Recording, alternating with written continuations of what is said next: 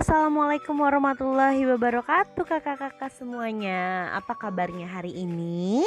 Semoga kakak-kakak dalam keadaan sehat walafiat. Amin.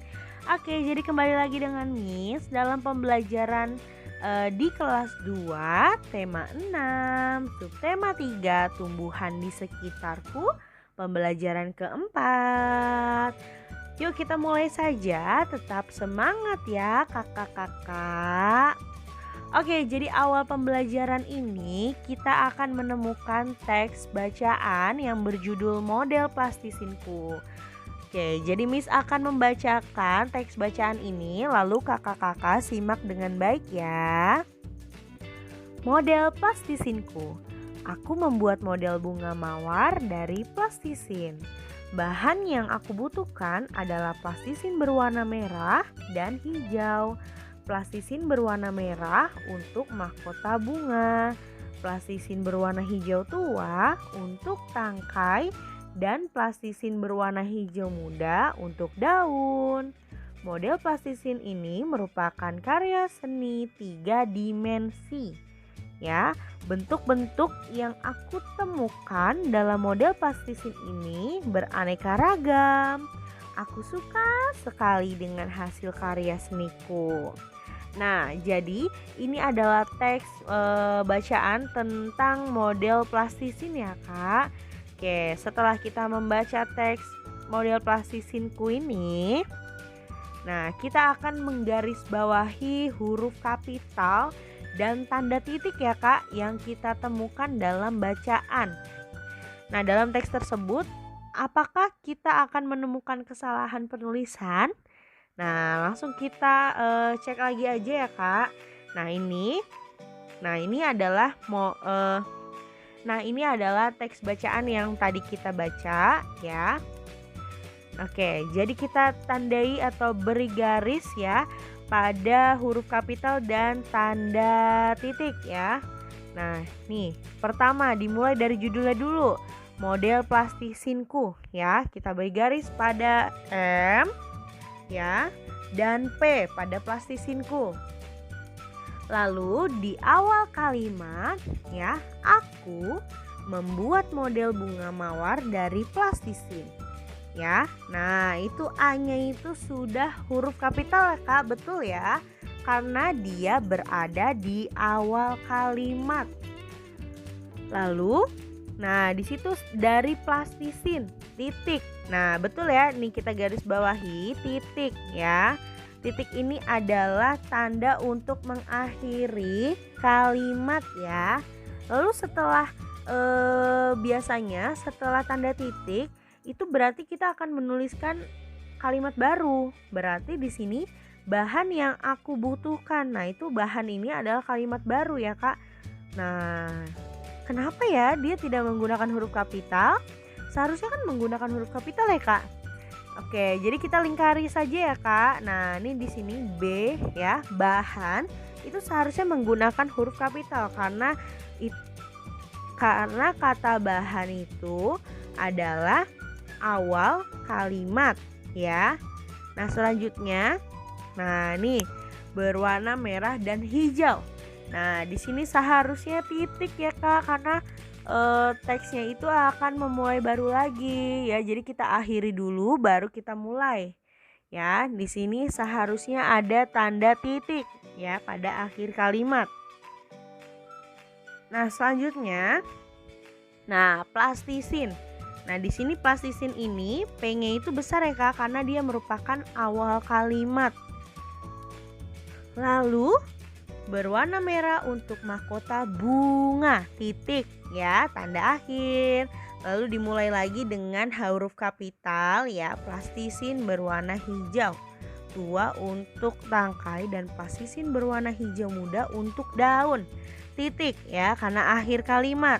Lalu setelah akhir kalimat dimulai lagi dengan menggunakan ya huruf kapital. Model plastisin ini merupakan karya seni 3 dimensi. Titik, betul. Selanjutnya bentuk ya, karena dia awal kalimat setelah titik ya. Bentuk-bentuk yang aku temukan dalam model plastisin ini beraneka ragam. Titik. Nah, di sini nih Kak, seharusnya setelah titik itu kita memasukkan atau menggunakan huruf kapital. Nah, kita lingkari ya Kak kata akunya.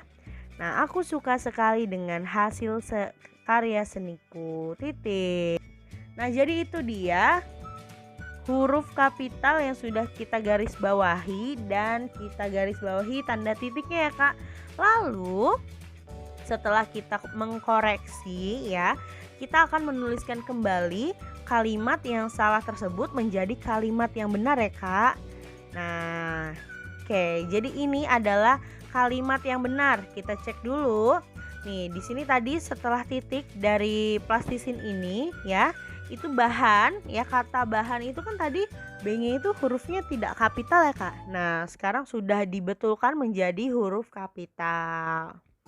Nah, kita lihat yang di paling akhir juga. Nih di sini beraneka ragam ya. Itu sudah titik. Nah, seharusnya setelah titik tadi kata aku sebelumnya kecil atau besar? Ya, sebelumnya itu katanya kecil ya Kak. Nah, tapi sudah dibetulkan menjadi huruf kapital. Oke? Hari ini Lani dan teman-temannya akan mengadakan pameran karya seni 3 dimensi dari plastisin. Ayo ikut bergabung bersama mereka, ikuti langkah-langkah berikut.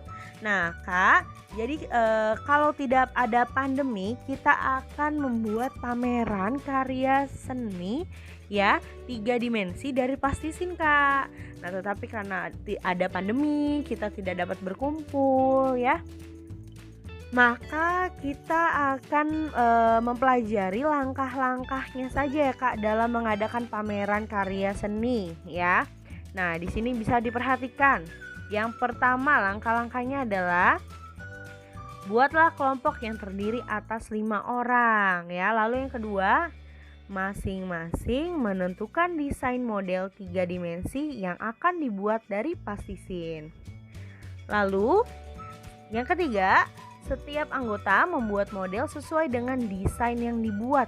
Nah, langkah yang keempat adalah setiap anggota membuat tulisan yang menceritakan model plastisinnya pada selembar kertas. Nah, jadi kita akan membuat ya, pertama modelnya dulu ya, mau seperti apa desainnya. Lalu setelah kita desain itu, lalu kita langsung membuat plastisinnya. Dan kita menceritakan apa sih ya, kenapa sih kita membuat plastisin berbentuk seperti desain yang sudah kalian buat. Nah selanjutnya di kelima, letakkan model plastisin itu di meja Kak ya. Lalu setelah diletakkan di meja plastisinnya, kita juga meletakkan tulisan tentang model plastisin di samping model 3 dimensinya. Lalu undanglah kelompok lain untuk mengunjungi pameranmu ya. Secara bergantian kunjungilah pameran kelompok temanmu. Nah, amati karya 3 dimensi dari kelompok lain. Nah, lalu kita catat ya bentuk-bentuk yang terdapat pada karya 3 dimensi tersebut. Nah, jadi itu dia langkah-langkah dalam membuat pameran karya seni 3 dimensi dari plastisin. Selanjutnya, di sini ada cerita ya Kak. Ada soal cerita. Nah, kita simak baik-baik ya. Edo memetik mangga. Mangga yang dipetik Edo seberat 5 kg. Setiap ons mangga dimasukkan ke dalam kantong plastik. Berapa kantong plastik mangga yang dipetik Edo? Dapatkah kamu menemukan jawabannya? Ya. Nah, seperti biasa, jika ada soal cerita, maka kita akan menjawabnya dengan 3 langkah ya. Nah, langsung saja di langkah pertama. Diketahui ya, mangga yang dipetik Edo 5 kg. Nah, lalu setiap kantong berisi 5 ons ya. Lalu langkah kedua, berapa kantong plastik mangga yang dibutuhkan Edo? Nah, lalu langkah ketiga, jawaban ya Kak.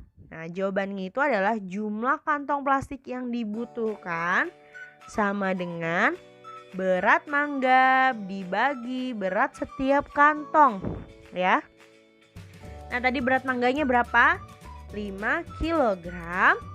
Lalu berat setiap kantong 5 ons ya. 5 kg dibagi 5 ons. Tunggu dulu, di situ satuannya belum sama. Ya, maka kita akan samakan dulu ya. Nah, 5 kg ini akan kita ubah menjadi ons. Oke. Jadi 5 berapa jika dibagi dengan jika diubah menjadi ons? Turun tangga 1 kali. Ya, selanjutnya ya dikali 10 ya. Jadi 5 kita buka kurung dulu, 5 dikali 10 ons tutup kurung dibagi 5 ons. Nah jika ada yang di dalam kurung seperti ini, kita akan menghitungnya duluan ya kak. Nah kita hitung duluan, 5 dikali 10 dulu. 5 dikali 10, 50 ons ya. Nah hasilnya ini kita bagi dengan berat setiap kantong tadi. 50 ons dibagi 5 ons. Berapa? 10 ya, 10. Jadi, lalu kesimpulannya. Jadi, kantong plastik mangga yang dibutuhkan Edo adalah 10 kantong. Nah, setelah kalian menyimak dan memperhatikan soal cerita yang sudah kita kerjakan, nah kakak-kakak bisa membuat 5 soal cerita yang berkaitan dengan satuan berat ya, yaitu ada di ons dan kilogram ya. Miss punya contohnya. Nah, contohnya nomor 1, Lani membeli wortel 3 kg dan 30 ons tomat di tukang sayur. Berapa ons berat total belanjaan Lani ya? Seperti biasa, langkah pertama, diketahui ya, berat wortel 10 kg, berat tomat 30 ons. Lalu langkah kedua yaitu ditanya, berapa ons total berat belanjaan Lani ya. Lalu langkah ketiga yaitu jawaban. Total belanjaannya sama dengan berat wortel ya kak, ditambah ya, ditambah berat tomat. Tadi berat wortelnya berapa? 3 kg dan berat tomatnya 30 ons. Nah kita tambahkan aja ya, berat 3 kg ditambah 30 ons. Oke, karena di situ ada kilogram, kita ubah langsung menjadi ons ya kak. Nah berarti dari kilogram ke ons berapa? Ya dikali 10 ya, berarti 3 dikali 10 ya. 3 dikali 10 dibagi 30 ons. Kita kerjakan dalam kurung dulu. Oke. 30 ons ditambah 30 ons ya, sama dengan 60 ons. Lalu kita buat kesimpulan. Jadi total berat belanjaan Lani adalah 60 ons. Oke, simak lagi, ada soal atau contoh membuat soal kedua ya.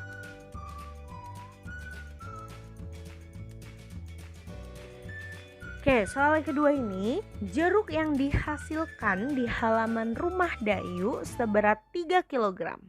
Jeruk tersebut dimasukkan ke dalam kemasan plastik sebesar 3 ons ya. Ada berapa plastik yang dibutuhkan untuk membungkus jeruk tersebut? Nah, ada berapa ya? Nah, kita tulis dulu. Langkah pertama, diketahui. Jeruk yang dihasilkan 3 kg. Oke.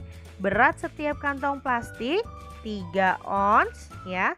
Lalu langkah kedua, ditanya. Ya, ditanya. Berapa banyak kantong plastik yang dibutuhkan Dayu untuk membungkus plastik, untuk membungkus jeruk? Nah, lalu langkah ketiga, jawaban ya. Jumlah kantong plastik yang dibutuhkan sama dengan jeruk yang dihasilkan dibagi berat setiap kantong ya. Tadi jeruk yang dihasilkan berapa? 3 kg dibagi 3 ons. Nah 3 ons ini adalah berat setiap kantong Nah, kita ubah dulu lagi menjadi ons ya, Kak. 3 dikali 10 ya, sama caranya seperti yang tadi. 3 dikali 10 ons dibagi 3 ons. Nah, 3 dikali 10 30 ons ya, dibagi 3 ons. Berapa hasilnya?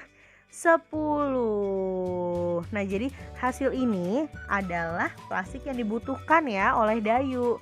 Nah, kita buat kesimpulan. Jadi, plastik yang dibutuhkan sebanyak 10 kantong.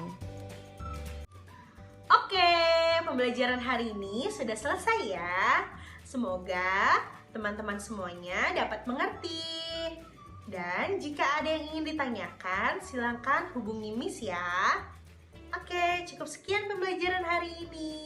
Wassalamualaikum warahmatullahi wabarakatuh. Salam sehat semuanya.